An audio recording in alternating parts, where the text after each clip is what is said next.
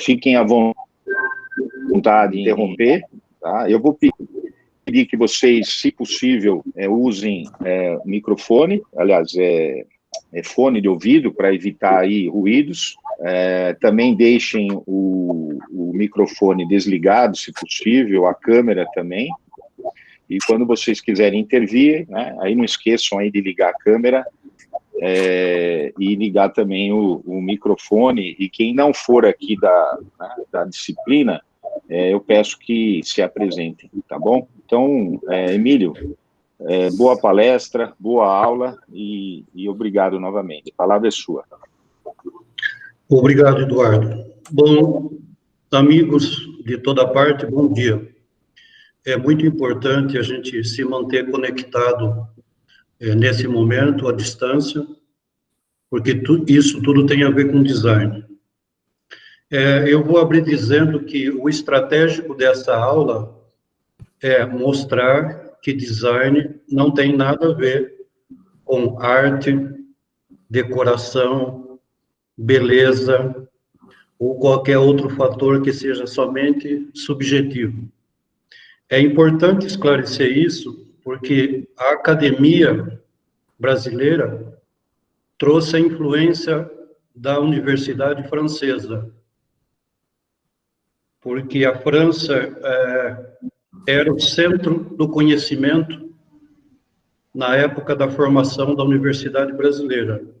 Então, toda a relação estética e pensamento formal traz ideologia francesa da beleza. Ao contrário, eu trago o raciocínio da influência construtivista alemã, estrutural, funcional.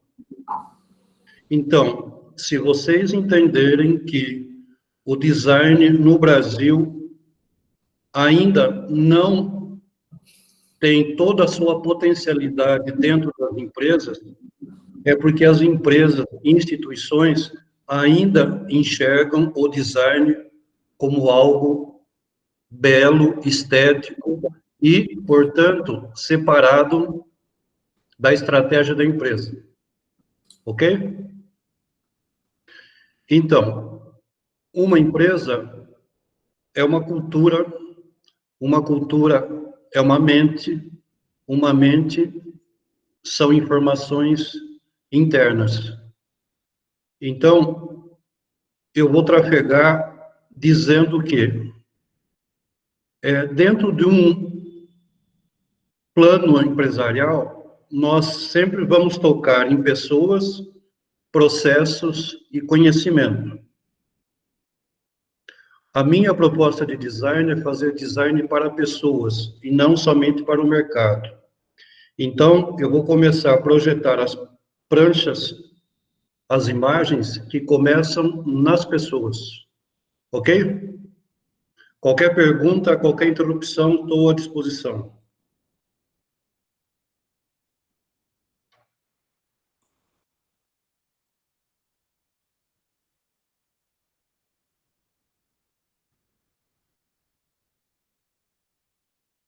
Está todo mundo vendo?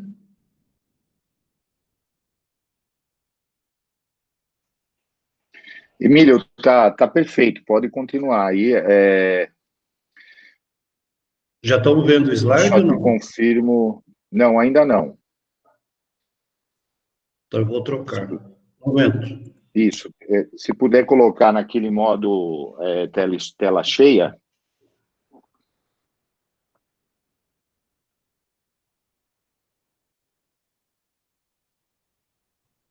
Pronto. Está aparecendo?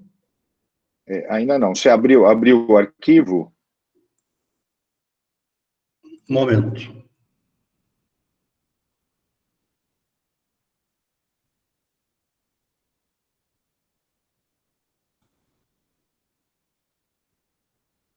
Deu certo? Não compartilhou ainda, Emílio. Um momento. Vai indo.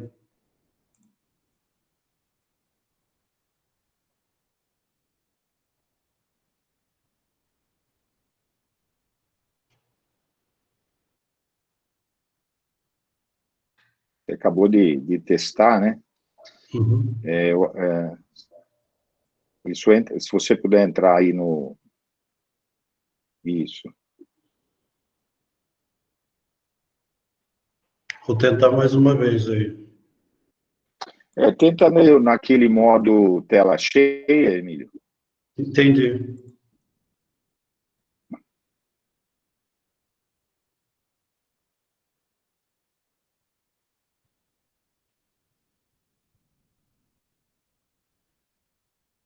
Aí, agora deu certo. Deu certo? Perfeito, deu certo. Tá vendo Vamos colocar tela? visualizar tela cheia. Sim, estamos vendo você e a apresentação. Perfeito, pode continuar. Bom, então, continuando o raciocínio, as empresas e instituições separam o design da gestão. Isso é um grande erro, e eu vou mostrar por quê. Então, se design é uma forma de pensamento, uma ferramenta de gestão, ela vai afetar a sustentabilidade da empresa. Então, nós vamos entender como que o design entende a sustentabilidade. Então, o objetivo da aula, utilizar o design para a sustentabilidade. E essa figura que está aí do girassol, você olha como uma imagem, como um girassol, uma linda planta. Na verdade, atrás dessa imagem existe uma estrutura geométrica que vai coincidir com a gestão. Então, vamos lá. Onde que o design atua? Nos planos estratégicos, táticos e operacional. No plano estratégico, o design, ele introduz uma inovação, ou seja, parar de fazer sempre a mesma coisa. E o que é fazer sempre a mesma coisa? Uma empresa copiar os modelos das culturas sem questionar por que está usando, ok? Antes da Primeira Guerra, nós copiávamos o modelo francês. Depois da Primeira e Segunda Guerra, nós copiamos o modelo americano. Que modelos? Modelo de gestão, modelo de produto, modelo de marca. Nós temos a impressão que quem faz design são os norte-americanos. Estou errado? O design nasceu em 1915, 17, nasceu na Europa, e depois da Segunda Guerra, os designers se mudaram para os Estados Unidos forçosamente. E os Estados Unidos não tinha design. Então, que fique bem claro que nós podemos fazer, basicamente, duas linhas de design, tanto em produto, marcas, como estratégia. Uma linha norte-americana e a linha europeia. Quais são as diferenças? A linha americana, ela é vertical, privilegia o conhecimento, a tecnologia. E a linha europeia privilegia o aspecto sensorial e construtivista, construção de um processo. Então, como é que você introduz inovação na empresa? Você tem que ter carta branca da diretoria para formar uma equipe de pessoas e funções estratégicas para que você possa renovar a mente da empresa para estabelecer um outro processo, ok? Então, quando nós transformamos o mindset da empresa, os produtos começam a ter outra forma. E por que é estratégico? Se perguntarmos ao dono da empresa qual é o core business da empresa, ou seja, qual é o propósito da empresa, muitos nem sabem. Então, por que eu estou falando core business? Porque o core business é o coração do negócio. É muito anterior à missão, visão e valores. A partir do core business, nós vamos construir anéis de crescimento. Esses anéis de crescimento são chamados adjacências. Por exemplo, o café Starbucks tem um core business e eles têm as adjacências. O comportamento do negócio Starbucks no shopping é diferente do Starbucks na cidade, no plano urbano. Ok? Então, se trata, no plano estratégico, de você obrigar a empresa a se autoconhecer para ela ter uma gestão única, um produto único e que não faça cópias e não seja contaminada por influências do mercado, o que é muito difícil. Alguma pergunta?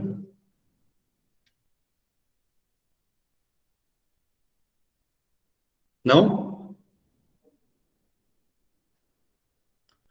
Vamos para o lado... Emílio, só aí eu estou acompanhando aqui o chat, né, e também volto aí a comunicar que se alguém desejar fazer aí algum questionamento, é só abrir aí o microfone. Né? Pode continuar, Emílio. Tá ok. Um pouco mais abaixo, no plano tático, uma vez que nós sabemos o propósito da empresa e o core business, nós vamos, então, definir os produtos e a sua divulgação. E aí entra no plano de gerenciamento, aí que entra a agência de propaganda, não é antes. É nesse momento que entra a agência de propaganda, que recebe uma orientação da matriz de pensamento do design, ok? Então, vamos agora para o lado operacional. Como que vai ser o aspecto físico do negócio? Então, nós temos que definir a parte interna e a parte externa da comunicação da empresa. O que é a parte interna? Sinalização, uniforme, papéis. E na parte externa? Fachada, site, frota de veículos e tal. Por quê? A empresa é fora o que é dentro. Então, vamos pontuar esse primeiro slide. O primeiro passo é projetar a autoestima da empresa. O que ela quer? O segundo passo é estruturar a comunicação e o terceiro passo, atingir os objetivos. Ok? Bom, o que é design? Design é uma palavra inglesa que, no Brasil, nós adotamos essa palavra porque o idioma português não tem uma palavra que defina muito bem o que é projetar, desenhar uma ideia. Ao contrário do italiano, quando se diz desenho quer dizer desenhar uma ideia. Em espanhol, desenho também é desenhar uma ideia. Em português, desenhar é dar uma forma visual gráfica. Então, design é necessidade. A palavra inglesa quer dizer projetar, processar, mas no sentido filosófico, design é necessidade.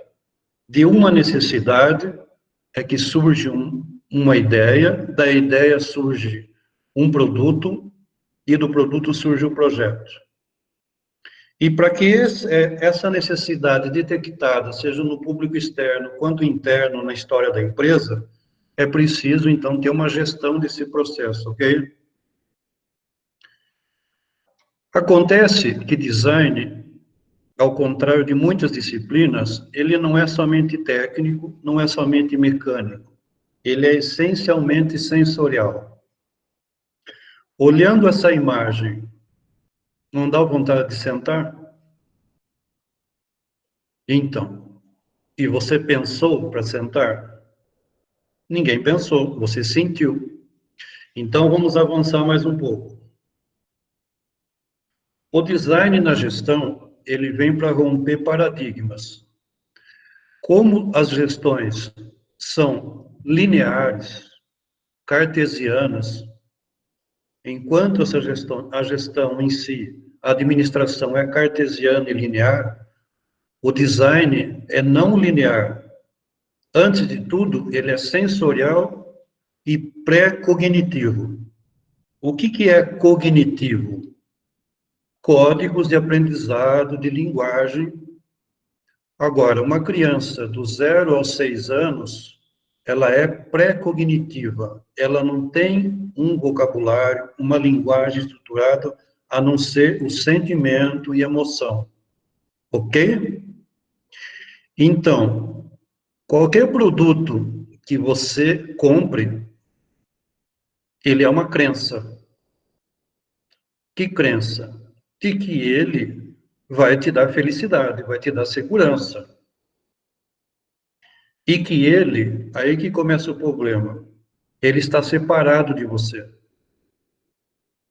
Então, vou dar um exemplo. Se eu projetar uma máquina agrícola, pensando somente nos aspectos técnicos e mecânicos, e não criar um vínculo sensorial com a sensibilidade humana, essa máquina vai ser rejeitada. Exemplo, se a máquina tiver muitas quinas, formas quadradas, o cérebro não vai entender. Se tiver cores que não tem nada a ver com a função da máquina, por exemplo, se eu fizer uma máquina agrícola na cor azul, o cérebro não entende. Portanto, não há raciocínio, não há pensamento, e o sentimento não provoca uma ação. Então, vou dar um exemplo. Se você fizer uma embalagem para alimento que não tenha cores quentes, o consumidor não vai identificar aquilo com alimento. Ok? Porque, antes de tudo, um produto de design, ele não é a forma, mas uma frequência. Quem emite frequência, antes da forma, é luz e cor. Ok? Alguma pergunta?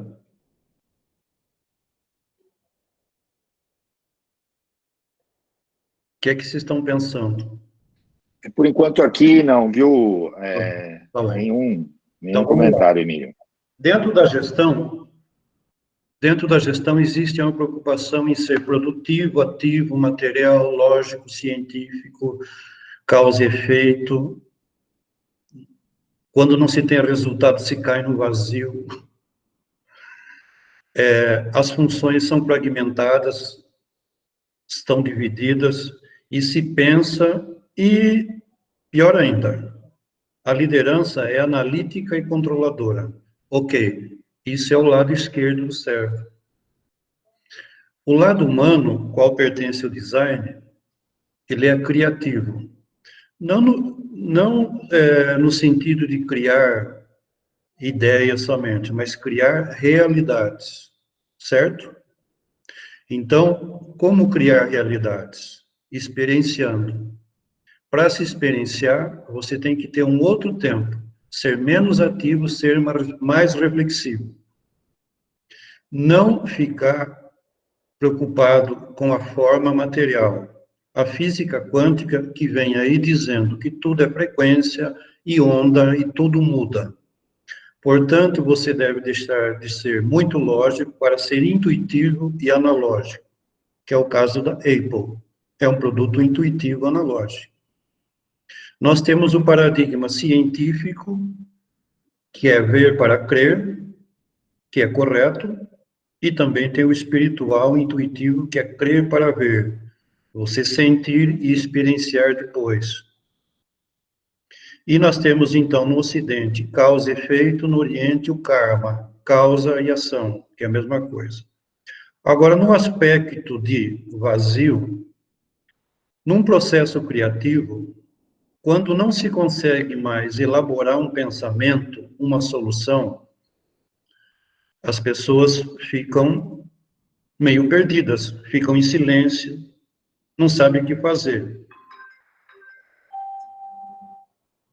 E aí, nós temos, então, um processo de silêncio, vazio e vacuidade, que é onde mora o processo criativo. Então, veja só, o processo criativo é uma conexão do cérebro direito com o cérebro esquerdo, onde você sente e ouve uma solução interna de uma realidade objetiva. Por exemplo, se uma empresa quer fabricar um parafuso e você não consegue visualizar esse parafuso, você precisa provocar um processo de que as pessoas tenham insights criativos para desenhar esse parafuso do nada, ok? É isso aí. O que nós temos de problemas na gestão? 4 itens. Processo de construção dos pensamentos. Como se constrói os pensamentos? Segundo, gerenciamento do estresse. Para que produzimos tanto? Produzimos grandes produtos só para a produtividade? E os fenômenos fundamentais da única espécie que pensa? Como nós nos relacionamos com as outras espécies? E o quarto item, que é mais polêmico, que é a energia livre. Eu vou falar sobre isso agora. Vocês estão vendo aí uma sinapse do cérebro. Então, nós temos um passado e o futuro. As informações estão passando. Então, os tubos neurais da rede neurais estão conectando, recebendo informações internas. Você tem o raciocínio, mente e emoção. Se nós não gerenciarmos a emoção dentro de uma gestão, nós vamos ter que raciocínio perante a realidade social. Então, muitas estratégias são baseadas em emoções centralizadoras, porque não se ouve o coletivo. Isso é um erro, porque os neurônios é uma rede coletiva. Então, a rede neural de informações é que vai conduzir as informações dos novos paradigmas, ok? Nesse momento que nós estamos passando, que informação nós estamos recebendo? Cuide de você, mas cuide de todos. Então, vamos fazer um exercício. Nós estávamos no coletivo e todo mundo achando que fazia parte só de si mesmo. Agora nós percebemos que nós somos um sistema. Então, o grande avanço desse fato que está ocorrendo é perceber que nós temos uma rede de informação interna que é a mesma da rede da formação externa. Ok? E essa visão sistêmica é que é a chave do design. Alguma pergunta?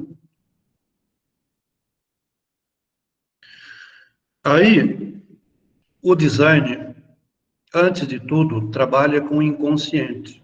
No nosso inconsciente existe uma linguagem estruturada. Inconsciente não é somente aquilo que não é consciente.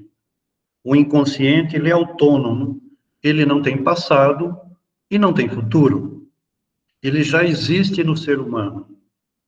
Acontece que no processo da educação, após os 6 anos, esse inconsciente é cada vez mais deixado de lado. Mas não tem jeito, ele está funcionando. Então, vejam só, essa forma geométrica em branco significa a flor da vida, uma geometria sagrada que existe desde a Ásia Menor e quando chegou na Europa, na época das Cruzadas, bem antes da Idade Média, influiu o pensamento de todos os artistas, os gravadores, o pessoal do artesanato. Mas voltando ao dia de hoje, vejam como uma célula se divide. Alguma semelhança entre as figuras? Então, o que o design faz? O que o design faz? O design faz uma conexão entre aquilo que é inconsciente e aquilo que é o objetivo. Então, como traduzir uma identidade de uma empresa a partir desse núcleo que está no centro?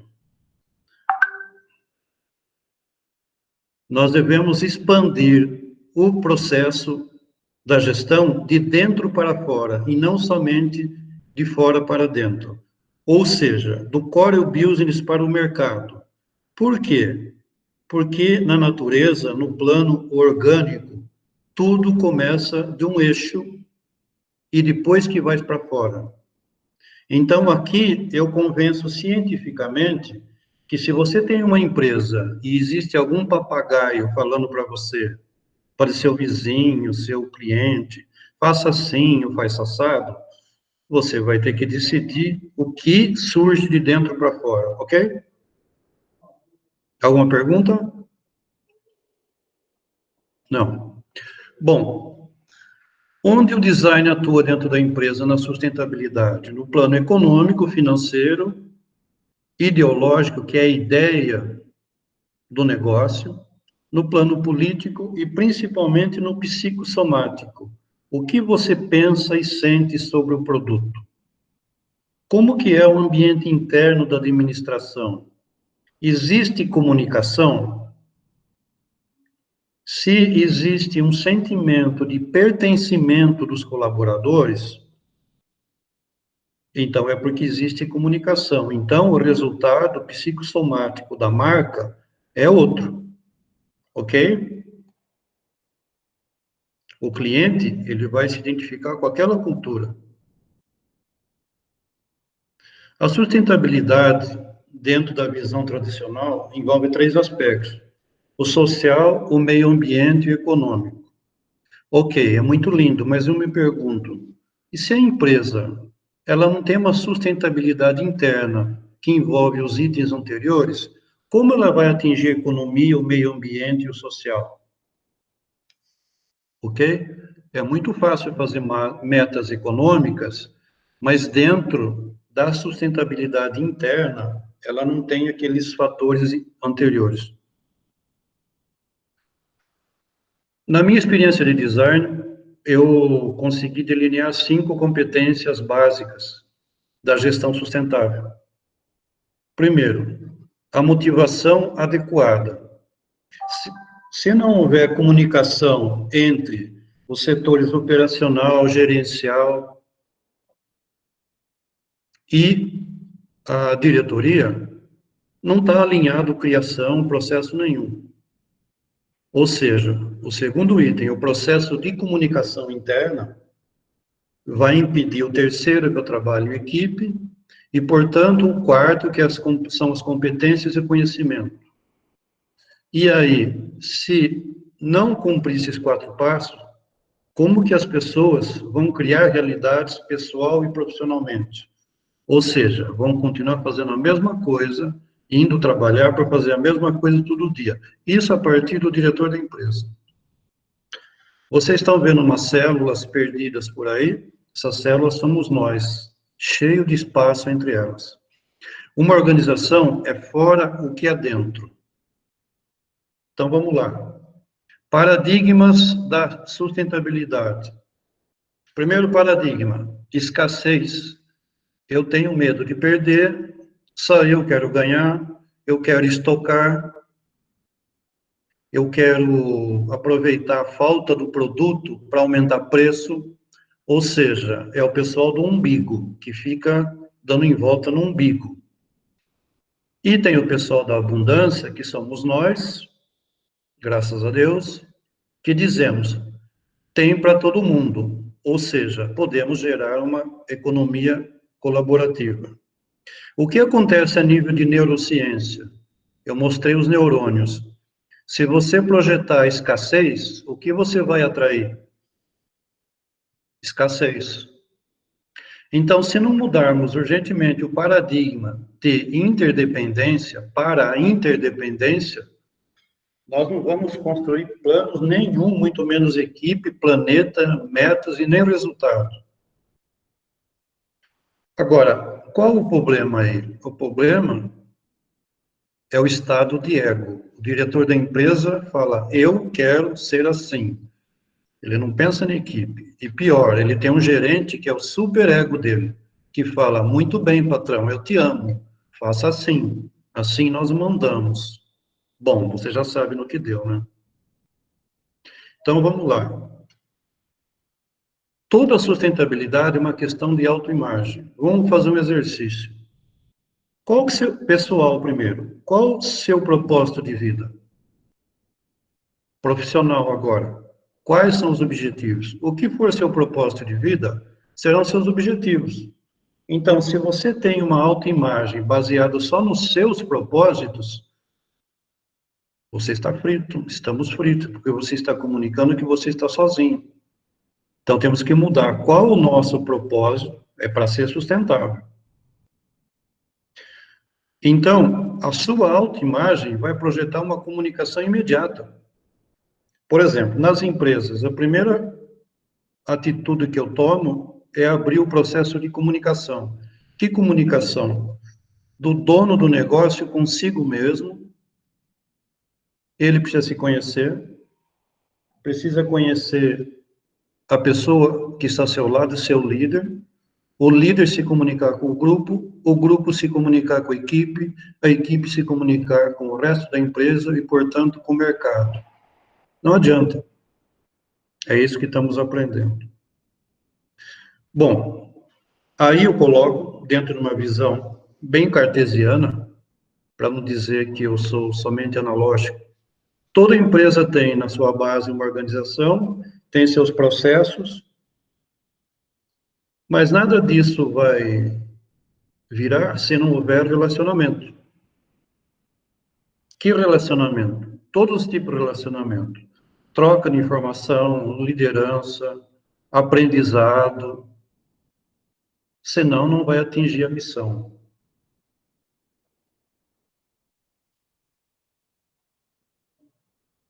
Agora, nesse diagrama, se vocês quiserem copiar e colar, isso é a resolução para tudo.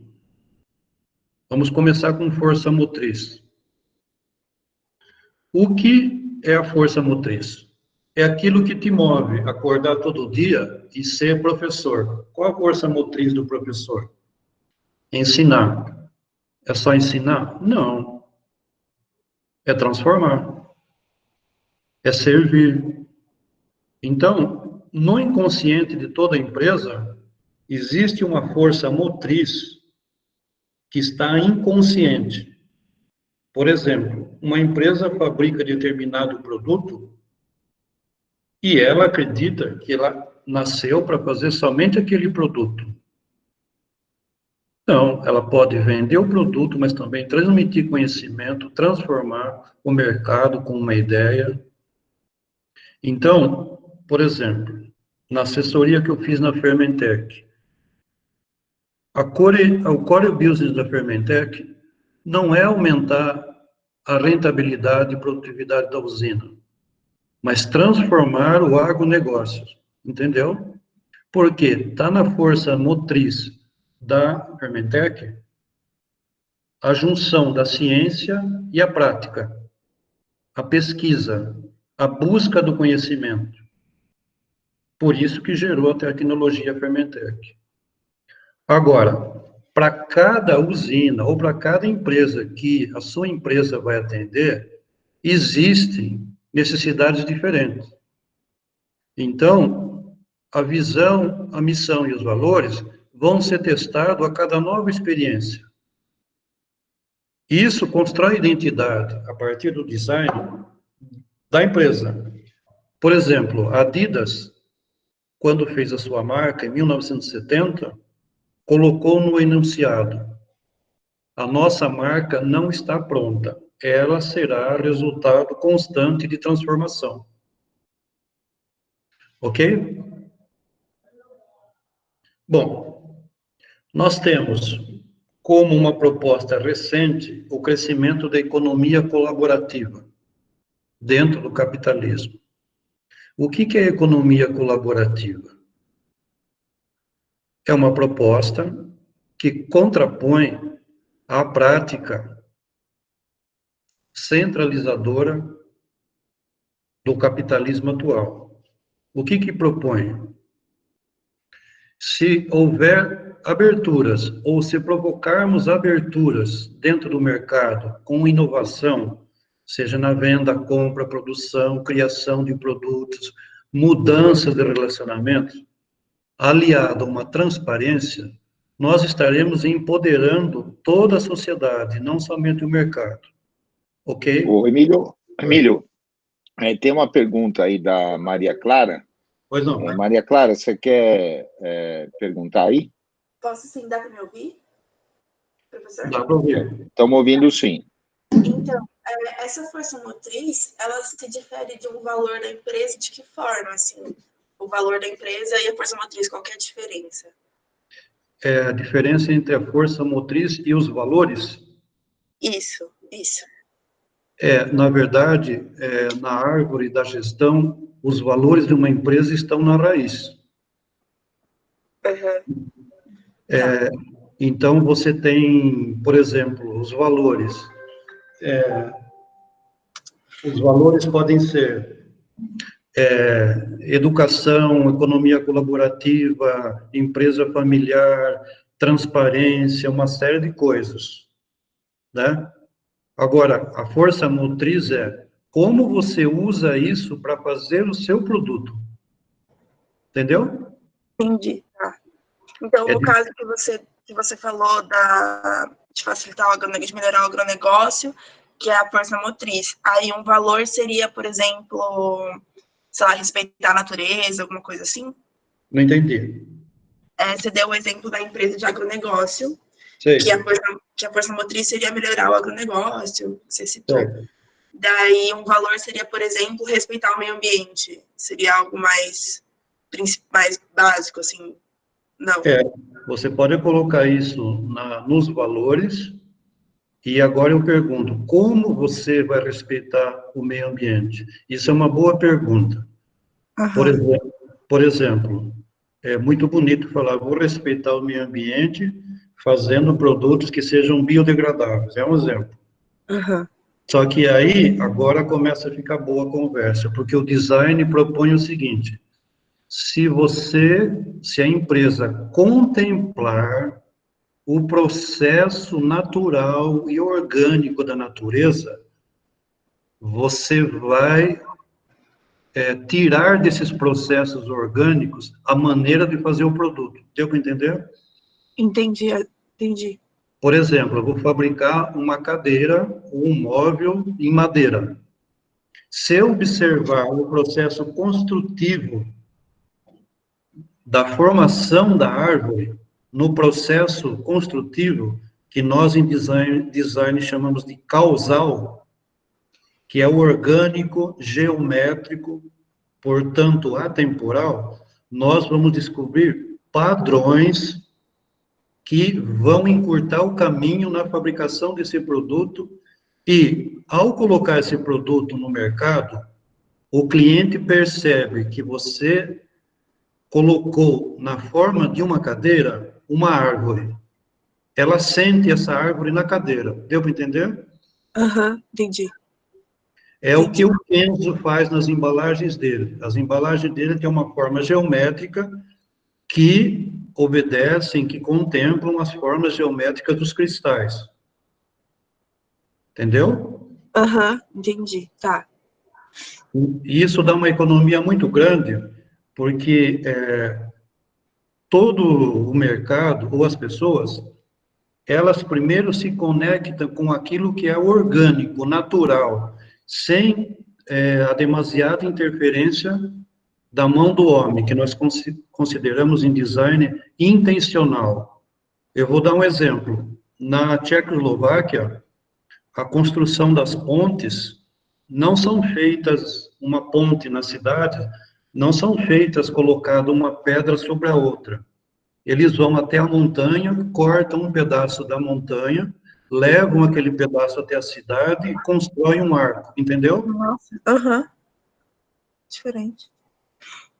Então, e os produtos europeus, eles valorizam muito mais isso. Por exemplo, imagine duas caixas de papel. Uma caixa é brilhante e lisa, e a outra é de papel reciclado e tem textura. Você vai pegar a que tem textura primeiro. Por quê? Essa textura é o reflexo da nossa textura que nós temos na nossa pele. A textura da nossa pele significa o nosso tempo de formação, portanto, o nosso processo. Então, o nosso inconsciente conversa mais rapidamente com aquilo que é natural, entendeu? Entendi. O governo da Inglaterra descobriu que as embalagens muito clean, muito brilhantes, estavam perdendo vendas. Começaram a fazer embalagem toda reciclada e com textura. Pode perguntar. Não, é que eu ia falar, então, naquela linha que começou a ter, acho que no ano passado, de usar, por exemplo, folhas de planta, essas coisas para fazer de embalagem. Seria uma forma de também chamar atenção, né? Seria um jeito de achar um equilíbrio ali, né? Porque você respeita, não produz mais plástico, por exemplo, mas você também chama atenção, porque você vai olhar um produto embalado numa folha de bananeira, você vai falar, nossa, que diferente, você vai pegar. Ou seria algo assim, né? Então, e na verdade, nós temos que ter um ponto de equilíbrio entre a tradição, aquilo que é artesanal, aquilo que você ouve na tradição oral, aquilo que é feito naturalmente, manualmente, e juntar com as tecnologias. Uhum. Agora, nós não devemos servir a tecnologia que deve servir a gente. Sim, concordo. Então, ok? Ok, obrigada. Isso gera economia. Uhum. Posso mudar? Eu acho que é isso aí. Pronto. Estou aberto a perguntas.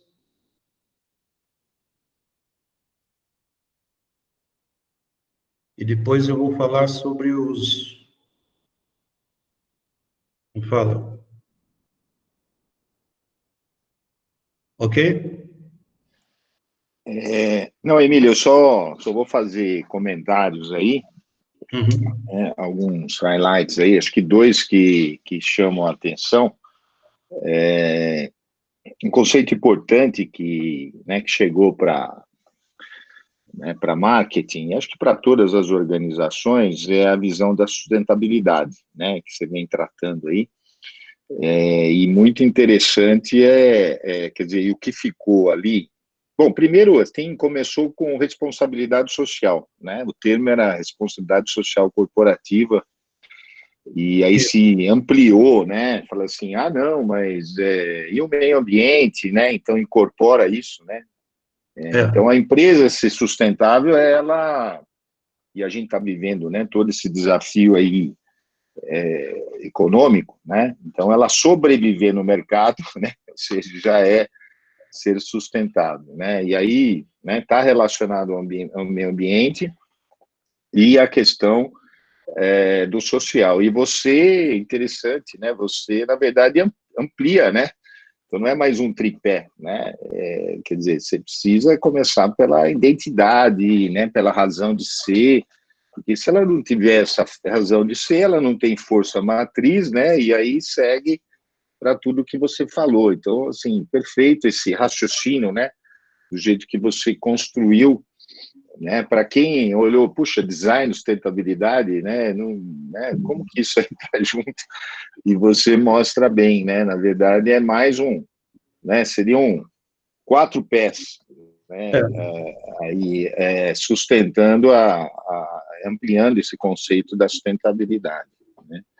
Porque você fica preocupado em primeiro, eu vou ter que abrir uma empresa sustentável, mas as empresas que surgindo fazendo o que querem. Então, surgindo o que quer querer? A sua ideia própria. E depois vai se adaptando. Só que agora nós temos que ver, assim, o que você quer de dentro para fora. Não adianta ter uma filosofia sustentável e É muito louco. Exatamente, né? E até porque você entra toda a questão da identidade das pessoas com a organização, né? Quer dizer, o pertencimento, isso é fundamental. Reter talentos, né? Na organização, hoje é fundamental. Hoje as pessoas, a gente fala muito, né? Os mais novos aí querem desafios, né? Querem, né, estar junto com essa identidade. A gente vê as startups. Eu vejo aí, né, todas essas startups aí do agronegócio aqui em Piracicaba, eu vejo muito um ambiente atrativo para os novos, né, porque você está junto, você está vendo a empresa crescer, você tem muito nítido essa força matriz, mas aí depois acaba, né, se perdendo. Então, né, realmente se precisa manter isso vivo dentro da organização. Segundo ponto, assim, talvez mais específico, que me chama muita atenção, é aquela questão da forma, né, que a luz vem antes, né, você colocou muito bem, e eu acho fantástico, né, porque hoje você tem todo um caminho aí, a gente tem feito alguns estudos, por exemplo, com eye tracking, visual, né, do que a pessoa olha, e isso reflete muito, né, só para te dar um exemplo aí de um artigo que saiu agora, a gente publicou sobre autoestima, né, e as pessoas que têm mais autoestima conseguem identificar melhor os atributos do produto, né, tem uma relação muito forte, né, com esse, quer dizer, não é tão assim, intuitivo, né? O design pode trabalhar para atrair melhor as pessoas, né? Se comunicar, gerar engajamento, né? Com o produto, com a identidade da marca, né? E aí eu paro por aqui, até porque você vai falar um pouco de identidade, mas são dois, na verdade, são perguntas, mas assim, são, né, ressaltar dois aspectos que me chamaram muito a atenção. Esse segundo aspecto, então, eu tenho que fechar o raciocínio dizendo, o design, ele não é só intuitivo e não é só lógico, ele é uma síntese. Então, não existe limiar, uma separação entre o intuitivo e lógico. É a mente que produz isso, né? Então, agora, se eu educar uma classe de alunos só com uma visão lógica, eu vou estar destruindo o criativo. E se eu ensinar só o intuitivo, ou ele vai para a Índia, ou... É verdade. O medo de Nova York. Então, a gente... E é essa a questão, separar arte da lógica, forma de função. Isso. O primeiro minuto da manhã não existe, é um movimento. E aí, exatamente, o processo... E quando você separa, né, Emílio, ele fica mais perceptível. Eu tenho falado aí com os alunos, a gente fala, tudo bem, o conhecimento técnico é importante, mas ele tem que ter o conhecimento emocional, né, cognitivo, e à medida que você mostrou para a gente que como as coisas se conversam, a gente pode trabalhar muito melhor em cima, né, desses aspectos. Então, Eduardo, porque assim, a lógica, ou mesmo essa aula, ela é genérica. Nesse momento, cada um está vendo um filme dentro da sua cabeça, do seu coração. Então, a importância da lógica é clara, é um sistema, visão sistêmica, temos que experienciar, temos que contabilizar tudo. Mas o que está em jogo é o seguinte, e o potencial criativo das pessoas? Isso, exatamente. Cada um que agora tem que ter autoridade e força e liderança e intuição interna para criar seu espaço interno dentro da sua casa agora. Então, não vai adiantar eu falar, agora você vai sair para a rua às 3 horas que não tem problema. Não é. Isso é... Eu uma vez, não para essa turma, mas a gente estava falando em vantagem competitiva, e aí está falando da pessoa, né? Como que ela pode se preparar, por exemplo, o aluno aí da administração, né? Ele vai competir no mercado, né? O mercado vai pagar, vai contratá-lo ou não, em função das competências, né, que ele tem. E aí, como é que você vai se diferenciar? Eu me lembro de uma discussão, apareceu a criatividade, né? Como é que eu desenvolvo a minha competência criativa ao longo de 4 anos do curso aí, né? Quer dizer, eu posso desenvolver várias outras competências, mas é um valor muito interessante, né? E que hoje, do jeito que você nos mostra, ela está mais perceptível, né? Ela está mais fácil, ela está mais estratégica, ela está incorporada. Então, o profissional, né, ele que desenvolver, ele vai ser mais melhor percebido pelo mercado. Nos estudos do qualquer produto em design, ele trabalha com 3 eixos. O sentimento, que você tem uma conexão com aquele produto, tem a comunicação, que é a emoção, e o pensamento. Então, num grupo de inovação, o primeiro item que eu pergunto é qual o seu sentimento nesse processo?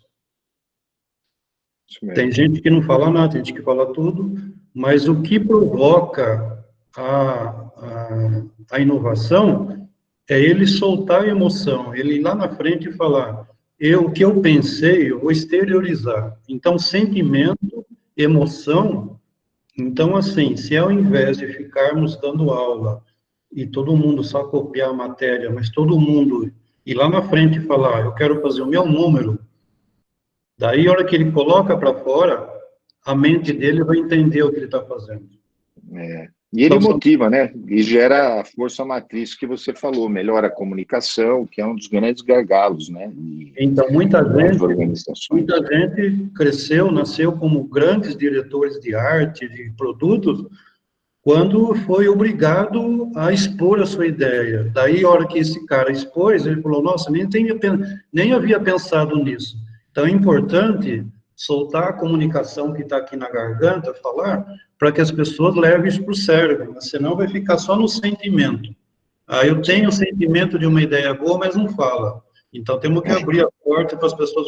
E quando não fala, não pensa. Então, é sentimento, emoção e pensamento. Isso é... Ok.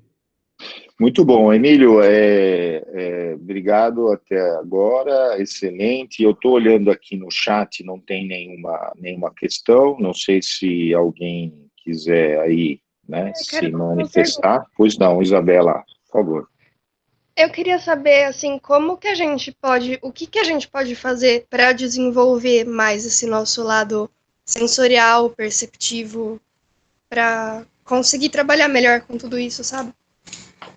Tem 2 vias. Uma é sair para a rua gritando, ninguém me entendeu, nem minha mãe, nem meu pai. Eu estou brincando porque isso é um assunto sério. Quando a gente nasceu, a gente era careca e sem dente, e os pais da gente acharam a gente lindo. Então, começou aí a mentira. Mas vamos lá. Somente com autoconhecimento, minha querida. É independente de filosofia, religião, é você buscar o seu ser que está dentro de você. E esse ser não é um estado de ego, não é o que eu acho sobre mim. Então, daí você vai, nossa, eu penso assim, mas eu ajo assado. Então vai ficar o cérebro, a mente e o cardíaco, o coração e a mente. Coração e a mente. E nós fomos educados a usar só a mente. Eu não, eu que sou bastante irresponsável, uso só o coração. Agora, na vida particular, você pode fazer atividades físicas para você pode meditar para você e para os outros, conversar com a sua essência. Aquilo que você, no fundo, você sabe que você quer. Nós sabemos. É que contaram uma história para a gente falou, tá bom, eu vou acreditar nisso. Nós temos que ir para dentro. E para isso, por exemplo, dentro da gestão, nós temos muitos avanços na neurociência, neurolinguística, a mecânica quântica é muito importante. Então, o autoconhecimento. Ou seja, não se trata de falar somente no plano da filosofia, na prática. É muito mais simples do que a gente pensa. Muitas vezes, dentro de uma reunião, eu tinha que dar respostas imediatas para conseguir instalar um processo. E eu escutava coisas dentro de mim e falava. Eu nem havia pensado, mas estava pronto dentro de mim. Então, Platão fala assim, o símbolo é vertical, está lá em cima. Você sabe que significa alguma coisa. Você precisa trazer para a Terra. Você, como produto cósmico, divino, não sei, nós, eu, o que eu sou? Sou somente um designer? Um professor? Não, não sou. Então, metade do meu trabalho é garantido pelo autoconhecimento. Respondi um pouco? Sim, respondeu bastante.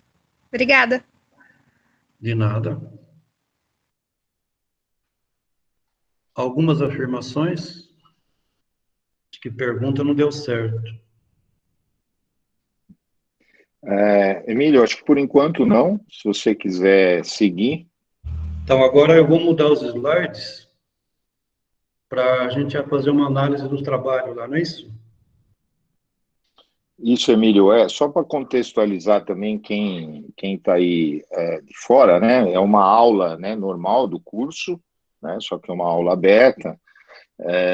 Então, que os alunos estão desenvolvendo aí um trabalho final, que é um plano de marketing, né? Da disciplina de marketing 1, o aluno, né, a gente tem lá o Marketing Experience, ou a feira de marketing, que o aluno produz um produto real, né, e é vendido, né, até interessante, se vocês quiserem participar, no segundo semestre. E no Marketing 2 ele desenvolve um plano de marketing, e ele tem que repensar a missão da empresa, né? Então ele escolhe uma grande corporação que tem uma relação muito forte com branding, com marca, com consumidor, e aí ele, né, faz uma série de atividades. Então eles propuseram já um plano de marketing e relacionamento, eles refizeram a missão da empresa, e um dos aspectos que foi a aula, né, de branding foi refazer a identidade visual, né? Lógico, sem aqueles conhecimentos aí de design, e aí isso é passado para o Emílio, com, né, uma antecedência, e aí ele dá um retorno, esse feedback para os alunos. Tá? Então, desde já, muito obrigado, Emílio, mais uma vez aí. Vocês estão vendo a tela aí? Sim. É uma tela escrito atividade de branding, isso? Exatamente, tá ótimo. Tá, então vamos lá. O que é um branding? É uma releitura, refazer, reorganizar, reatualizar uma identidade, ok? Vamos lá. O que vocês estão fazendo um exercício de crença agora? O que vocês estão lendo aí? Eu quero que vocês falem. O que vocês leem? Eu acho que é interessante quem é do grupo 1, que fez essa proposta, que possa participar, né, comentar, aproveitar aí a presença do Emílio. O que está escrito aí?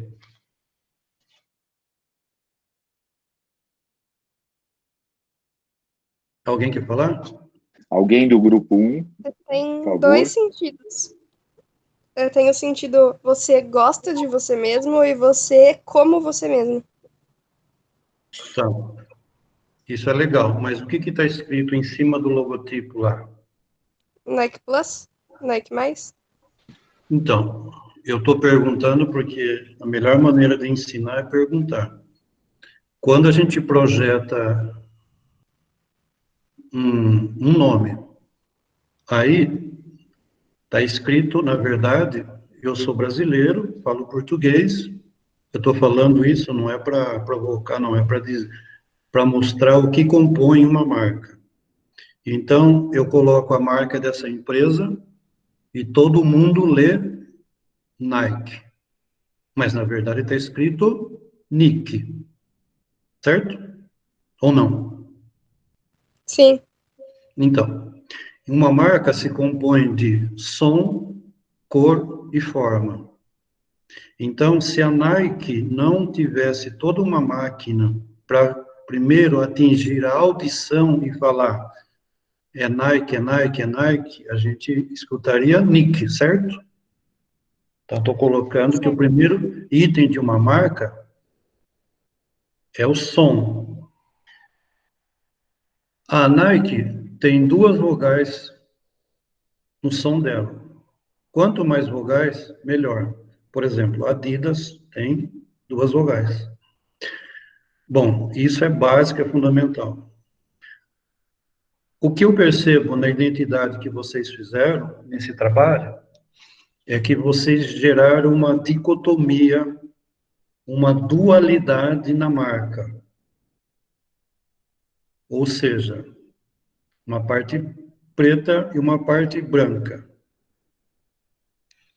Uma marca como a Nike, ou Adidas, ou uma grande marca, elas usam a cor preta, porque a cor preto, ela entra em qualquer mercado. Ela não admite interpretação. Preto é preto, branco é branco. E, portanto, quando eles utilizam a marca numa versão preta, o fundo pode ser branco, pode ser cinza, tal, mas eles utilizam uma cor para que tenha o máximo de objetividade. Então, quando é colocado o preto e o branco, as pessoas vão ficar num processo de escolha, isso ou aquilo, e não isso e aquilo. Tudo bem? O que aconteceu, então, com essa marca? Ela gerou uma dualidade com essa proposta que vocês fizeram. E tudo que uma identidade quer é ter unidade e não dualidade.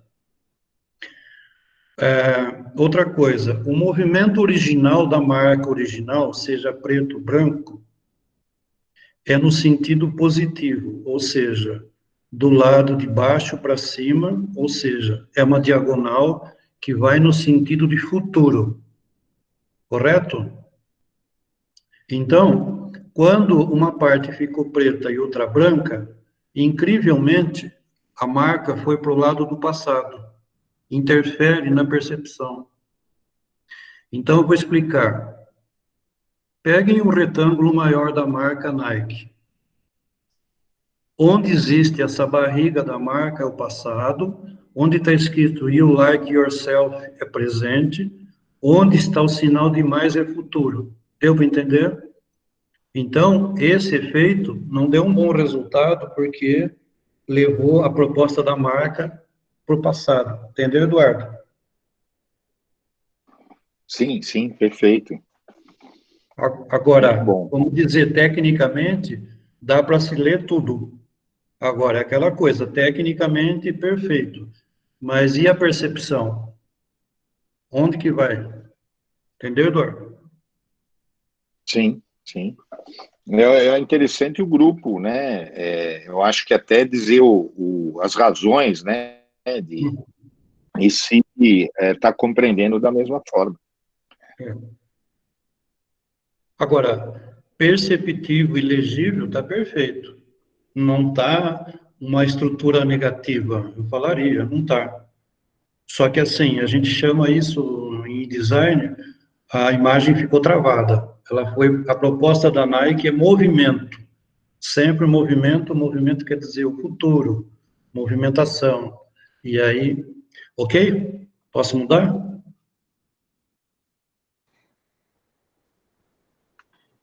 Natura. Aí, nós temos 2 propostas diferentes. A marca original da Natura, o símbolo, que é uma flor, ela é uma forma geométrica. Ela não é uma figura, é uma forma geométrica. Ao contrário do que foi colocado, 100% tem a figura, portanto, uma imagem figurativa de folha. A marca da Natura original ela é geométrica, ela é presente. Quando a gente coloca alguma imagem ao lado para acrescentar e que não seja figura geométrica, ou seja, foram colocadas duas folhas representando folhas. Isso é uma percepção primária. O que se percebe mais efetivamente é padrão geométrico. Vocês entenderam? Aí, quem Não é do grupo entendi. 2? Oi? Quem que é do grupo 2?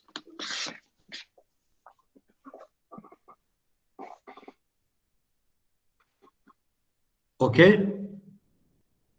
Eu quis dizer que a marca original da Natura não é o desenho de uma flor ou de uma folha, de uma flor de 6 pétalas. É uma geometria de uma flor.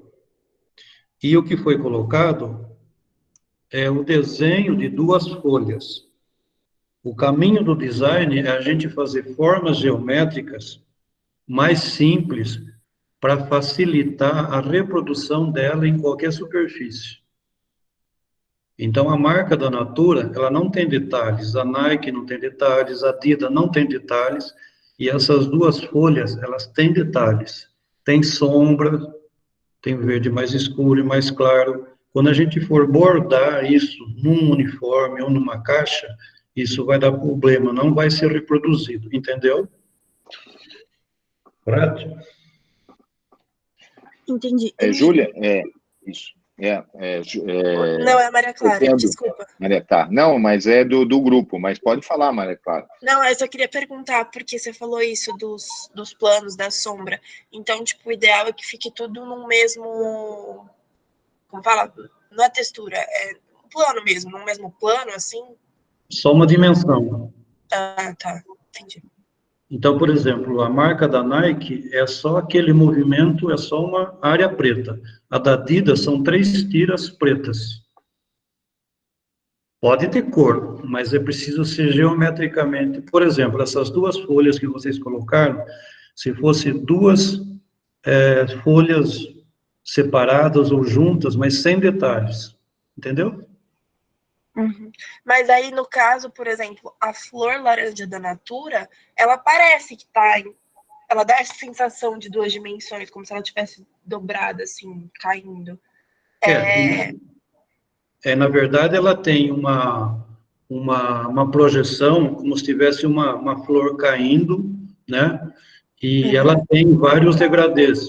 Mas quando a Natura usa essa marca somente branca, com fundo colorido, ela é melhor do que quando ela é usada assim. Essa versão da marca da Natura, toda marca tem 5 ou 6 versões, uma para cada necessidade. Essa versão com retículas é problemática. Eu jamais faria uma marca para a Natura com essas retículas. Entendeu? Entendi. É bom aprender com essa gente, porque eles também estão fazendo um design quase bom. Entendi. Mas você entendeu o raciocínio? Entendi, sim. Obrigada. Quanto mais a forma for geométrica e mais regular, ela vai garantir a reprodução. Entendeu? Emílio, eu sou do grupo da Natura e a gente percebeu exatamente isso quando a gente foi fazer o brand de design, né? Que a gente foi tentar refazer o logo e era assimétrico na hora de estar mexendo com ele, né? Foi uma dificuldade que a gente encontrou, daí a gente acabou mudando. Então, e na verdade, o que vocês estão vendo é a imagem do logotipo. Antes de fazer a imagem, existe um sistema construtivo baseado no quadrado e no círculo, ou seja, como se eu pegasse essa marca e colocasse dentro de um quadrado de um círculo e modulasse todo esse círculo, ou seja, atrás dessa marca teria que haver uma grade de raciocínio, que é baseado no olho humano, que é a reprodução do cérebro, entendeu?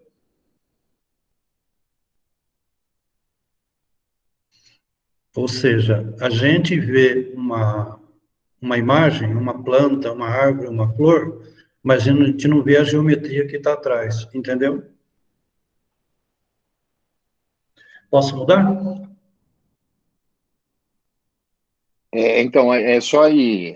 Então, eu acho que esse é uma dica interessante, Emílio, que vale para todos, que é eles colocarem a proposta dentro desse, né, desse quadrado, desse retângulo e com esse círculo, né, e aí trabalhando os espaços, né, e aí especificamente da Natura, me parece, na verdade, então, é trabalhar melhor aquelas folhas, né, a ideia da folha é interessante, a questão é, né, a maneira como ela foi estruturada, né, de uma maneira mais simples, mais geométrica, mais racional, né, digo, não sei se é o termo, mas matemática, né?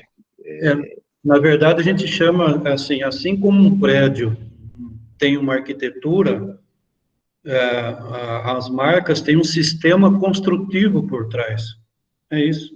E esse sistema construtivo é de Leonardo da Vinci, é um sistema de proporções que está na natureza. A Natura provavelmente usou esse sistema. Só que existe por exemplo, a marca da Natura tem um problema. Além desses detalhes que a gente falou, o tamanho da flor em relação ao escrito Natura é desproporcional. Eles têm problema na marca deles. Isso teria que ser refeito. Mas é normal. Mas já foi um grande avanço. Vamos mudar, então. O próximo é a Magazine Luiza. Aqui parece que foi feito um Lego. Eu me perdi aqui. Porque a proposta, quem pode falar, é mudar para Magalu? Acho que é Lorenzo, né? Seu grupo aí, né? Isso. Então, é que a proposta nossa são o quadrado esse do superior da direita, né? E essas outras letras, os de baixo são propostos como um logotipo, slogan, essas outras coisas aí, colocaram tudo junto num slide só. Entendi. Na verdade, assim, o Magazine Luiza, a essência do nome é Luiza. Então, assim, esse som Luiza, né, ele deveria, não pode ser, esse som Luiza, antes de ser Luiza, ele é o escrito Luiza. Então, à medida que vocês pegam e fazem MGLU, vocês fizeram outra marca. A Magazine Luiza, nesse caso, acabou. Teria que ser feita uma forma geométrica, como vocês fizeram um exercício legal, mas o nome Luiza teria que estar dentro disso. Eu vou fazer um paralelo com uma marca Pernambucanas. Pernambucanas é um nome muito comprido. Ninguém lê Pernambucanas. O que o Vonner fez na marca? Fez um friso em cima do nome Pernambucano. Não tem uma faixa em cima? Tem. Então, aquilo lá, aquela faixa, é para a pessoa, quando começar a ler Pernambucana, é para esquecer que é Pernambucana e lembrar daquela faixa. Você me entendeu? Entendi. E aquela faixa faz a pessoa economizar tempo. Então, ela começa a ler Pernambucano, ou seja, fizeram o caminho inverso de vocês. Então, por exemplo, o correto vocês fizeram, tirar Magazine, porque Magazine é uma coisa antiquada, mas Luiza teria que estar... Agora, tem a outra coisa, que é a fonte que vocês usaram. Quando eu faço marcas, eu não utilizo fonte de computador. Porque as fontes do computador são projetadas para dois tipos de necessidade. Uma é para ser título e outra para ser texto. Vocês pegaram fonte de letra que serve muito bem para título. Não dá nem para escrever 10 palavras com essa fonte aí, que você não vai ler nada, né? Então, o problema é que vocês pegaram uma fonte baseada na Broadway, que eu não consigo fazer uma relação com a Luiza. A Luiza é tão brasileira, tão doméstica. Então, tem um conteúdo semântico. O que eu aprovo, já que eu não falo a palavra gostei, que é proibido eu falar, vocês incrivelmente usaram uma relação boa de amarelo com azul.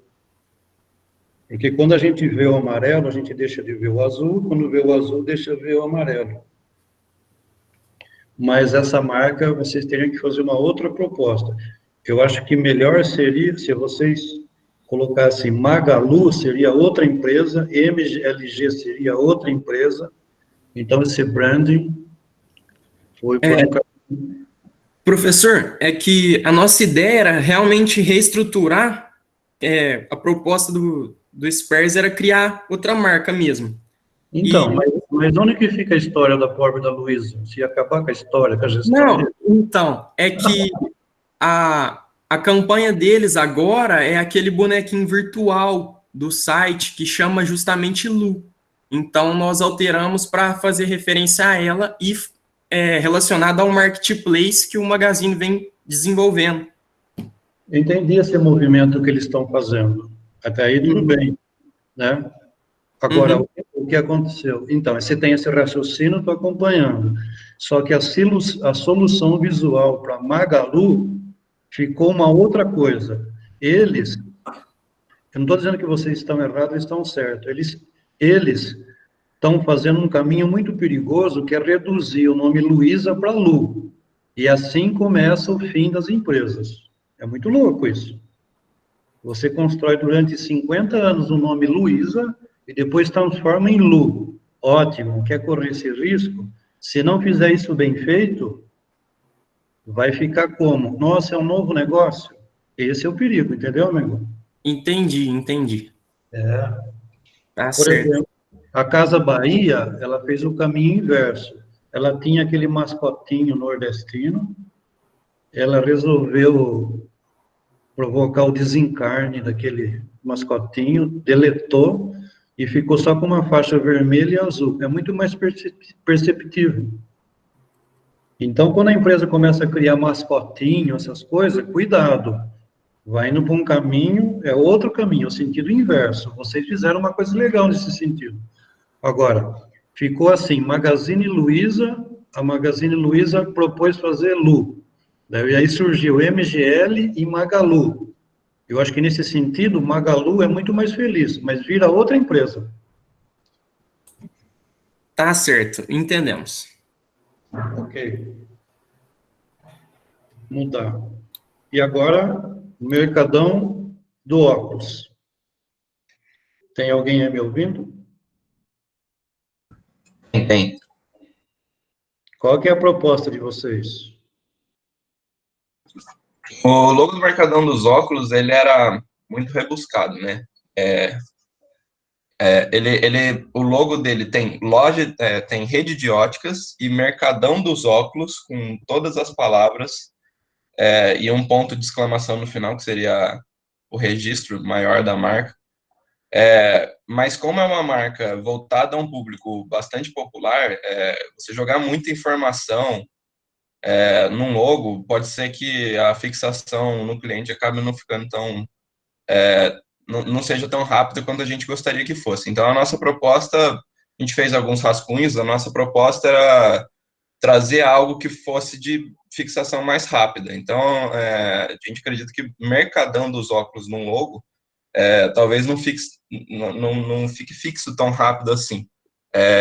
Por exemplo, a gente vê hoje a Óticas Diniz. A Óticas Diniz são duas palavras no logo. Então, são Óticas Diniz só. E com um destaque grande ao Diniz e ao logo da Diniz, que é um óculos num fundo vermelho. Então, a gente queria reduzir, na verdade. Então, a gente fez alguns esboços para a gente ter uma ideia de como a gente poderia reduzir essa logo de forma que a gente tirasse cortasse algumas informações que a gente acredita que não seja necessário no momento. A marca original é essa que está no meio, Mercadão do óculos. Não, aí não tem a marca original nesse rascunho. A marca original as letras são bem arredondadas, bem estilizadas, escrito Mercadão dos óculos. Mas ela não está aí. Então, vamos lá. Nesse sentido, é o seguinte, quando vocês criaram MDO, vocês juntaram 3 letras, essas 3 letras virou uma imagem, então vou dissecar isso. As letras, depois do corpo 10, elas não são mais letras. Corpo 10, 11. Depois do corpo 10, corpo 15, 20, 30, elas já são imagens. Então, você lê, por exemplo, IBM, é uma ilusão, você está lendo uma imagem IBM. Nesse sentido, foi legal o raciocínio de vocês. Só que, para esse público-alvo, que é um público que precisa falar, olha, eu fui lá no Mercadão do Óculos, a grafia, o lettering, o letreiro, o Mercadão do Óculos, precisa continuar. Então, calma aí. Vocês precisariam deixar escrito Mercadão do Óculos, com uma outra grafia mais clean, e criar um objeto que lembrasse óculos. Porque marca funciona assim. O MDO que vocês fizeram é uma imagem. Quem lê imagem é o lado direito do cérebro. O lado esquerdo lê o que é lógico, o que é digital. Então, assim, se eu colocar Mercadão do Óculos, mais uma imagem do óculos do lado, eles vão juntar as duas partes. Se vocês deixarem só MDO, rede de ótica, eles não vão ler que é Mercadão de Óculos. Deu para entender? Deu. A nossa proposta principal, na verdade, ela está pouco destacada, mas é aquela ali embaixo que são duas lentes, né? E o ponto de exclamação, que é o registro maior da marca, né? Sendo duas lentes, que se você ver no lado esquerdo superior, seriam os dois Os, né? E uma então, com acento que é para lembrar óculos. Seria... Então, aproveitando isso que você está falando, se pegasse esses dois círculos que representam olhos, que representam os dois lados do cérebro, é tudo que precisa para escrever embaixo. Mercadão dos Óculos, só isso. Entendeu? Inclusive, a palavra mercadão e óculos ter dois círculos também. Isso, usar uma fonte de letra que seja arredondado, que o O de mercadão, de óculos, os dois O de óculos, também sejam círculos. Então, vou fazer um exemplo. A marca da Adidas, ADIDA, são vários círculos que se repetem, não são? Sim, sim. Então a solução para essa marca seria você se aproveitar bastante desses círculos que representam os olhos, os óculos, e a grafia, não usar esse tipo de fonte. O O da letra Mercadão, ela não é redonda, você devia aproveitar. Ok? Ok. Agora, a cor dessa marca que vocês colocaram, eu vejo aqui uma cor vinho. É esse original, vermelho? Isso, é esse mesmo. Isso a gente não quis mudar. A gente quis manter a cor, porque a cor, ela é chamativa. Então, assim, a gente não... até no que você falou, aí vai contra a história da marca, a gente não quis bater muito nessa tecla. Agora, a gente quis bater na tecla de cortar o que é desnecessário da identidade visual. Então, isso daí é um exemplo clássico que dá para você fazer uma coisa bem clean, bem Bauhaus mesmo, escrito com letra redonda. E agora, essa cor, se essa empresa usa essa cor, eu acho que eles vendem porque tem muito amor, porque essa cor não tem nada a ver com visão, né? É uma cor ligada a sangue, ectoplasma, biologia, no plano mental é aquilo que é sagrado. Não consigo fazer isso uma relação. A cor da fotóptica, enquanto que existia, era um azul, né? Azul é visão. Qualquer marca de empresa que tenha visão, pode ser até de gestão. Para ter gestão, precisa ter visão, precisa ser azul. Mas ok. Mas foi um bom começo para... Aí que começa. A gente pode desenvolver isso mais para frente, porque vocês deram um bom pontapé. Legal, bacana, agradeço. Igualmente. O que mais que tem? O Boticário. É isso? Depois volta, são 6, 7 grupos. Então, vamos lá, Boticário. Então, essa proposta, qual que é? Quem pode me explicar? Então, na verdade, a gente fez uma mudança muito grande em tudo que é o original. O da Boticário, hoje, o deles mesmo, é muito simples, é só o escrito. Vocês estão me escutando? Estou. Tranquilo. Então, o Boticário hoje, ele é muito mais simples. Então, a gente acabou mudando as cores, o formato da fonte, os desenhos e tudo. A nossa proposta que a gente fez para o trabalho era ser mais sustentável e ser mais natural. A marca ser mais natural.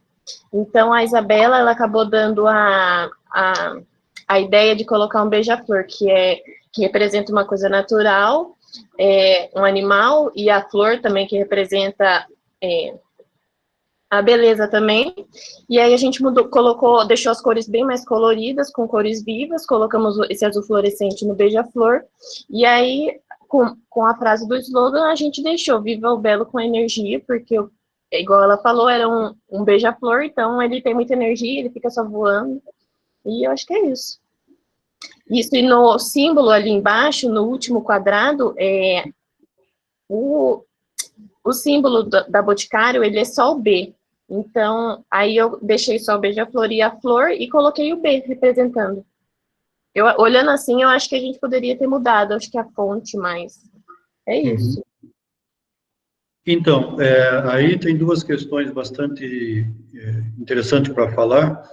É que as empresas contemporâneas, atuais, desde 1970, elas, quando o nome é muito extenso, como Boticário, né, é aconselhado a não usar letras maiúsculas. Entendi. Porque remete a uma gestão muito sisuda, muito vertical. E, como eu disse, a letra depois do corpo 10, supondo que tivesse escrito tudo em minúsculo, tudo, até o B de Boticário, o cérebro não entende mais se é minúsculo ou maiúsculo, tudo é forma geométrica.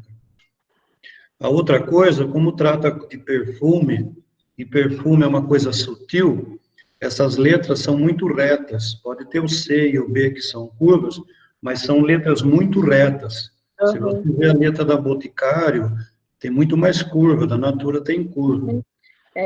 Mas eu olhando aqui agora, olhando assim que eu fui reparar nisso, eu não tinha percebido isso também. Então, mas agora olhando assim dá para perceber.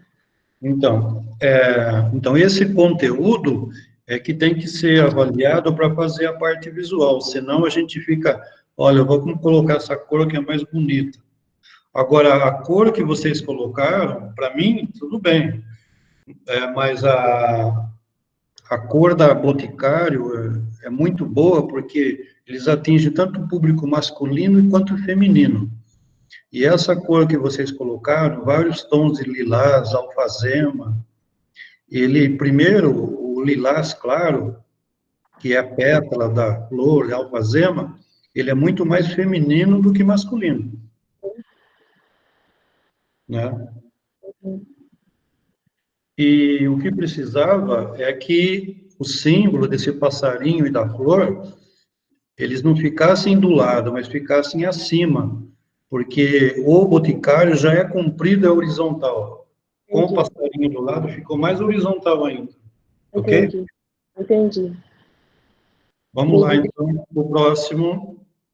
Emílio, só um comentário aí com todos os grupos, agradeço aí, né, os alunos aí que estão explicando pelo trabalho, né, que eles fizeram, né, a proposta que eles toparam, e a gente estava falando, né, Emílio, fazendo o teste aí da aula, que a gente desconstrói para construir, né, às vezes a gente tem a imagem, por exemplo, da marca do Boticário, mas ela é uma marca, assim, a gente aceita aquilo, né? Então, esse exercício que, por exemplo, né, o grupo aí da Bárbara fez, que é desconstruir, né, criar algo, né, e até dizer assim, mas por que tem que ser dessa cor, né? Ele é feminino, não é feminino, ele, né? Então, você começa a enxergar outros elementos que até antes você não enxergava, né? E até sente muito mais os grupos aí, eu tenho certeza, no plano de marketing que eles vão fazer, né? E aí, voltando até o que você falou lá, né, na palestra da identidade, eles estão, né, muito mais integrados à identidade da empresa que eles estão trabalhando, né? E então agora eu acho que eles têm condição aí, né, com todos esses comentários, de construir mesmo, né, dentro dos elementos técnicos também que você tem elencado, né? Então só queria fazer essa observação, né, que nem você falou, não é gostei, eu não gostei, né? Você está sendo na verdade técnico, né, nos comentários. Né? Então, porque é o que eu não estou achando, né? Então, veja só, não se trata de discordar nem de concordar. É assim, vocês desconstruíram uma imagem, construíram uma outra. E eu não estou aqui desconstruindo a mensagem, eu estou desconstruindo a linguagem do processo criativo. Então, vou explicar. Vocês fizeram um trabalho de mudar a imagem. E eu, se eu fosse fazer o serviço que vocês fizeram, essa tarefa, eu mudaria a linguagem, a maneira de como se faz uma marca. Isso é ferramenta. Então, assim, em que estágio vocês estão? Vocês estão trabalhando com desmontagem de imagem. Eu trabalho há 30 anos com desmontagem de estruturas. E aí a gente tem que desmontar mesmo. Então, para uma primeira camada, muito legal. Ok? Vamos lá. Mais Natura. Então, quem fez esse trabalho? O grupo 6? Emílio, agora sim foi meu grupo.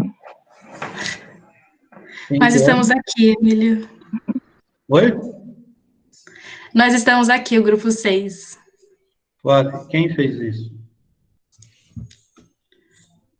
O grupo eu, 6 que Yasmin, fez. a Nathalie. Uhum. Essa imagem vocês pegaram prontas? Eu peguei pronta na internet e dei uma modificada no Photoshop. Sei. Então, é assim, mesmo que não tenha sido criada por vocês, quem colheu essa imagem tem uma boa noção de design. Então, essa forma geométrica é puro design. Isso é legal. Ô, Emílio, só aproveitando, essa folha, esse design, é aquilo que você estava falando daquela outra Natura, né? Isso. Lá, né? Se essa folha aí tivesse, né, presente lá, é aquilo, né, só complementando. É isso aí. Esse é o raciocínio. Agora, essa Natura que vocês fizeram, a fonte, eu gosto muito dessa fonte, a Futura, é uma fonte que tem uma leitura rápida e tem tudo a ver com o que vocês fizeram. Acho que é um dos melhores exemplos dos exercícios que foi feito até agora. Então, o que existe para falar aí? Esse verde que vocês colocaram, não importa se é uma cor mais claro, ele emitiu uma visão de natura que não é perfume. Pode ser natura agropecuária. Quando a marca é branca sobre um fundo verde, pode ser que seja perfume. Então, o que faltou nesse trabalho foi articular a cor da marca, entendeu? Entendemos sim. É que a cor da Natura acho que é laranja que predomina, né? Daí a gente procurou, né, dar esse destaque pro verde, por causa que eu achei que lembrava a sustentabilidade e a questão de estar ligado bastante com comunidades que colhem, né, as coisas para eles.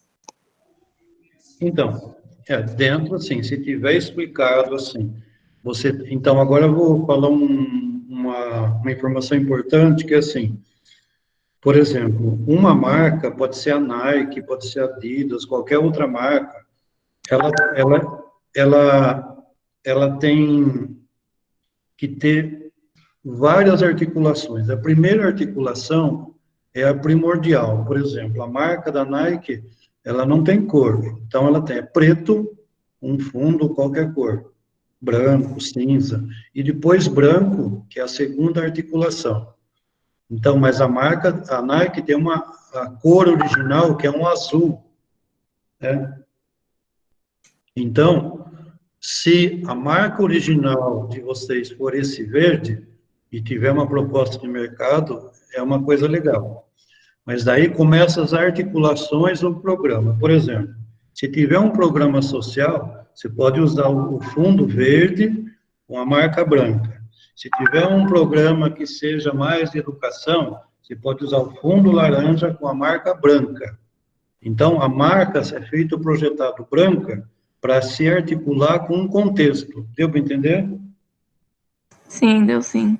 Então, por exemplo, eu fiz a marca da Santa Casa Piracicaba. A marca da Santa Casa é a mesma marca da Santa Casa Saúde. A marca da Santa Casa é em cima do azul.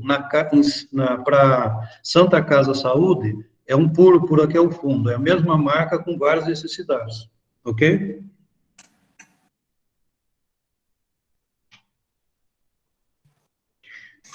Então, é isso. Vamos lá para o outro. Quanto perfume, Avon? Oi, esse é meu. É nosso. Viu? Você tá me ouvindo? Oi, estou ouvindo. Tá, então, ó. Esse da esquerda, que é só o Avon, Valorize o que vem da terra, que seria o logo em si. Aí, o do lado foi uma artista que fez pra gente, né? Ela chama Sofia, e ela... a ideia que a gente pensou foi: a Avon teve muito problema com a questão de testar em animais, saíram muitos escândalos, principalmente no começo do ano passado, porque eles ainda utilizavam os testes, principalmente em coelhos. Daí, a gente pensou em fazer essa pegada que tenha a ideia de livre de crueldade, né? E sabe os folhetinhos da Avon, que tem das revendedoras? Seria a capa do folhetinho, esses animaizinhos e tudo mais, com o símbolo da Avon embaixo. E cada animal representaria uma linha. Então, por exemplo, um seria o perfume, e o outro a maquiagem, todas as coisas de pele, shampoo, coisas de higiene seria outro animal. Então, foi essa a nossa ideia. Na verdade, o símbolo mesmo seria o Avon, Valorize o que vem da terra. Sim. Nossa logomarca. Ó, tem uma questão vocês estão decretando que a cor sustentável é verde. Não é só verde. Uhum. Eu também sou sustentável, não sou verde. Pode ser sépia, pode ser terracota, pode ser pêssego. Então, precisa tomar cuidado com isso e decretar o que é sustentável é verde. A outra coisa é que esses animaizinhos, da maneira como são, eu gosto dessas ilustrações, né? Como eles são articulados com o resto da marca. Então, o tamanho que foi colocado os animaizinhos é muito maior do que a marca. Então, porque, veja só, o sentimento das pessoas é primeiro ler uma forma geométrica, no caso, o bezerrinho, o gato, o coelho, e depois Avon. E aí, esses bichinhos estão numa cor natural, marrom, claro, sépia,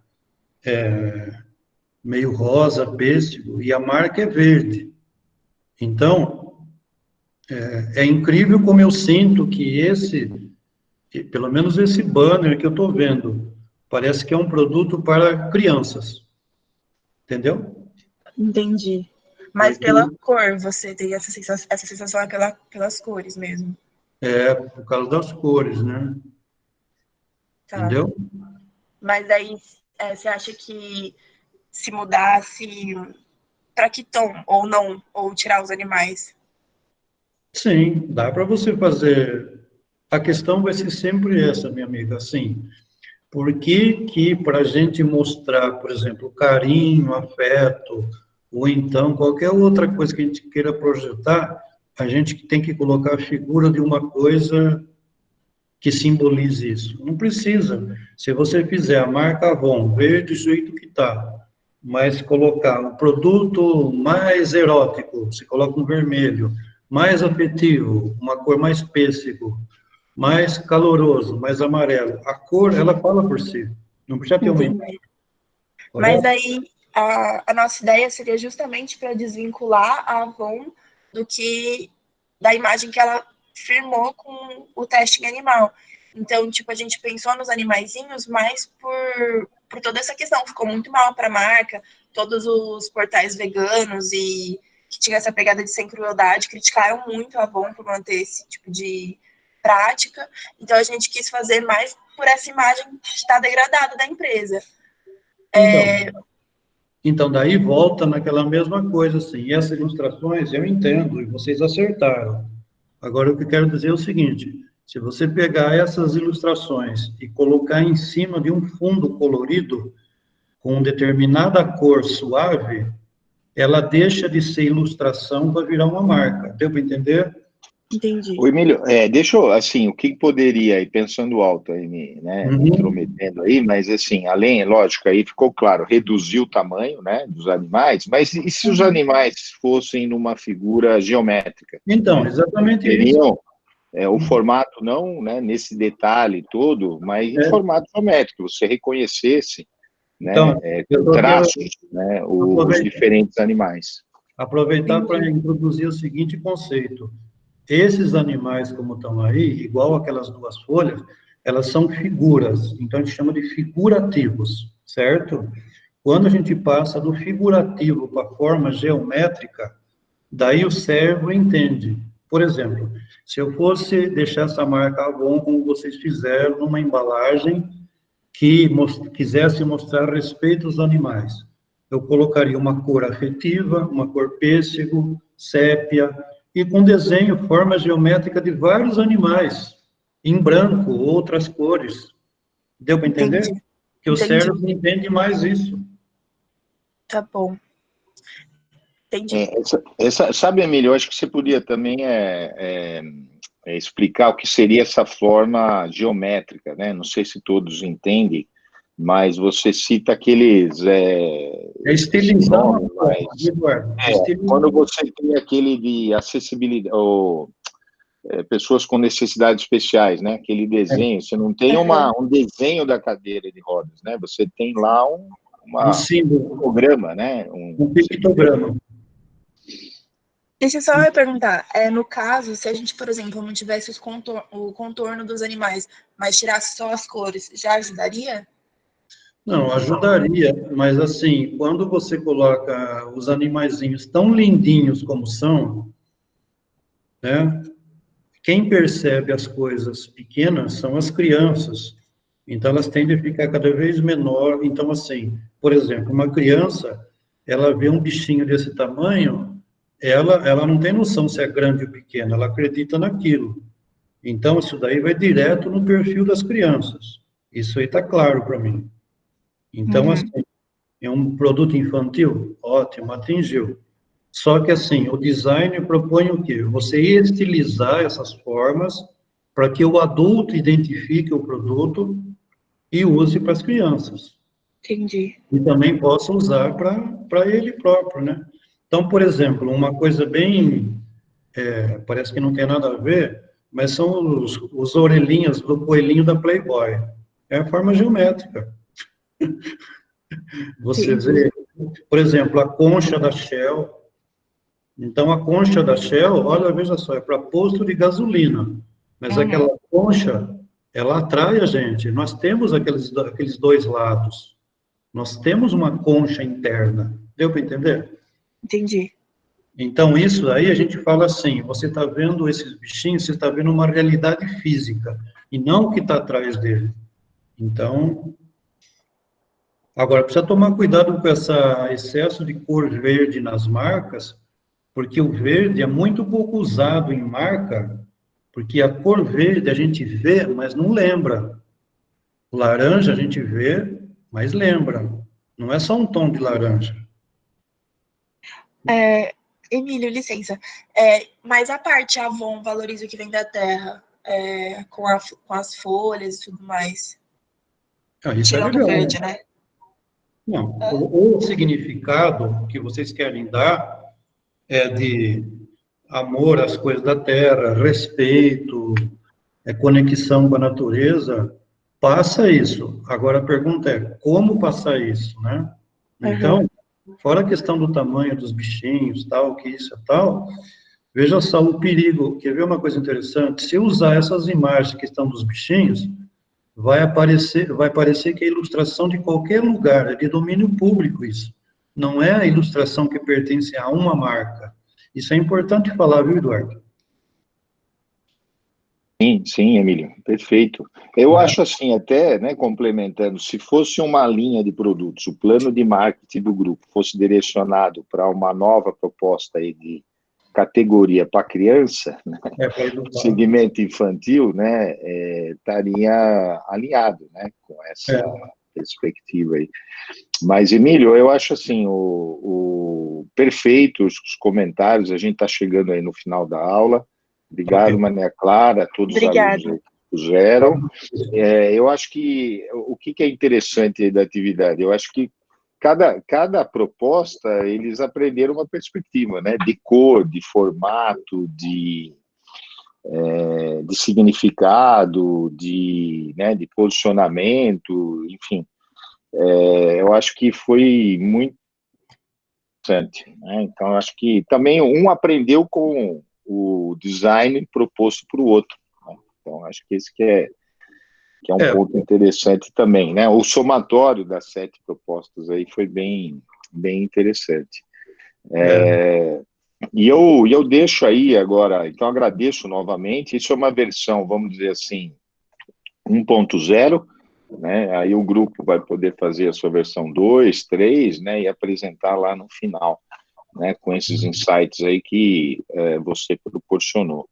E eu deixo aberto aí, né, algum questionamento final, algum comentário que alguém queira colocar. Aí a Lívia aí, agradecendo, ótimo. Queria perguntar se o pessoal mudou a visão sobre design. Se mudou, já conseguimos. Sim. Eu acho que isso é importante. Emílio, você quer parar de a sua apresentação? Você tem mais algum ponto para colocar? Não, né? Você quer aí... Eu quero falar que eu quero sair. Eu quero ir para a rua. Tá proibido, hein? Nossa Senhora. Então, eu acho que quanto mais tempo, né? E aí eu queria dar os parabéns aí, Emílio, pela sua coluna, né? Lá de design criativo, que foi a última, penúltima, né? Que foi excelente. Eu sugiro vocês aí, né? Que eu posso depois compartilhar aí. Então, foi excelente. Domingo vai ser sobre economia colaborativa. Então, excelente. Eu acho que é uma bela leitura, é um belo estímulo, né, essa questão do design, até, né, aproveitando, sempre, né, mas esse momento até em específico, é um momento muito interessante, né, para a gente aplicar design, aplicar aí todo esse conhecimento. Saímos, com certeza, com uma outra visão, né? E olha, né, Emílio, que assim, a sua colaboração aqui nessa disciplina é de anos, e a cada disciplina eu saio, né, diferente e com mais conhecimento, com mais, né, vamos dizer assim, insights, não só para o design, né, mas para a gestão. Então, eu tenho que te agradecer muito aí, toda essa colaboração também. Então, legal o que você está falando. Eu queria não só agradecer você, Eduardo, mas todo o pessoal que está trabalhando, porque está sendo um diferencial no curso da Exalc, da administração, introduzir essa visão sistêmica e design no agronegócio. Então, a gente está implantando uma semente que é uma mudança total de paradigma. Não tem caminho de volta. Então, assim, a abertura de falar com essa nova linguagem, e o que é interessante é que você provocou no grupo atividades práticas, não existe design a nível mental, só existe experiência. Então,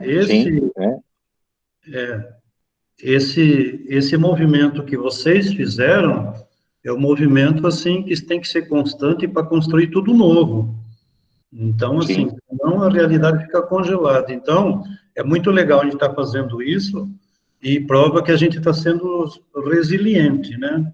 Não adianta querer fechar a gente em casa que a gente continua falando de design, não adianta. Para todo mundo. Até um comentário aí da Mônica, né, falou, olha, alunos, aproveitem aí, né, o que vocês estão recebendo, né, às vezes até o próprio aluno não tem essa noção, né, de quem fala, puxa, isso aqui é básico, não, isso aqui é o conhecimento de quem está no mercado, né, é um privilégio, então, Emílio, a gente poder ter tido esse conhecimento aí, tá? Então, eu queria pedir só para os alunos aí fazerem, eles fazem a anotação dessa aula, eles, né, colocam lá no sistema, ia pedir aí para, né, os alunos fazerem isso agora, né, saindo aí, e depois posso até compartilhar isso, mas as observações aqui são ótimas, viu? Muita gente aqui no chat, eu sei que não dá para você acompanhar aí, Emílio, mas de agradecimentos realmente pela sua aula, pelo seu tempo, pelo seu conhecimento aí compartilhado aqui com a gente, tá?